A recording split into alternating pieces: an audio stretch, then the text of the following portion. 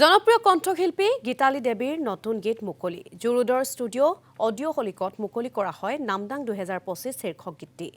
গীত মুকলি অনুষ্ঠানত উপস্থিত থাকে জনপ্ৰিয় অভিনেত্ৰী ভান্তি মেধি অভিনেত্ৰী ফ্ৰেংকি বৰুৱা কণ্ঠশিল্পী সুমিত সাগৰকে ধৰি কেইবাগৰাকীও বিশিষ্ট ব্যক্তি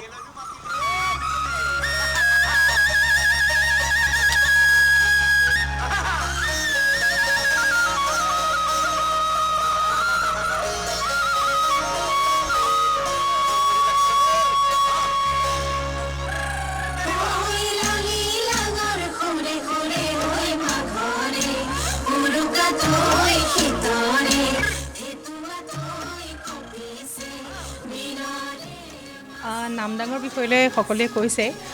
এই বছৰৰ সৈতে 7 বছৰত ভৰি দিলে নামদাঙে প্ৰতি বছৰে আগতে 6টা গীত এনেকৈ ধৰণৰ কৰা যায় কিন্তু পৰিস্থিতি পৰি এতিয়া গানবিলাক কমোৱা হৈছে তথাপিতো প্ৰতি বছৰে এটি গীত ৰাইজৰ কাৰণে আগবঢ়োৱা যায় গতিকে এই বছৰো ভাবিলোঁ মাঘ বিহুৰ আগে আগে ৰাইজলৈ আগবঢ়াওঁ নামদাঙৰ এটি গীত আৰু এবাৰ ডাঙৰ কথা হৈছে মোৰ মিষ্টাৰে গাইছে নামদাং যেটো কৈছে 7 বছৰত ভৰি দিছে আৰু নামদাং এটা ব্ৰেণ্ড হয় আৰু সেই ব্ৰেণ্ডৰ লগত মানে এই বছৰ মই জড়িত হ'ব পাৰিছোঁ তাৰ খুব বেছি ভাল লাগিল সেইটো কাৰণে আৰু নামদামে সদায় এটা নতুনত্ব দিয়ে অসমবাসীক আৰু এইবাৰ ব্যতিক্ৰম নহয় আৰু গীতালী নামদাংটো এবাৰ 7 বছৰ ভৰি দিছে আৰু এবাৰ সবতকৈ স্পেচিয়েল মোৰ কাৰণে মই সৌভাগ্য যে নামদাঙত মই এবাৰ নিজৰ কণ্ঠ নিব পাৰিছোঁ যেহেতু মই মিউজিকে কৰিছিলোঁ আৰু এবাৰ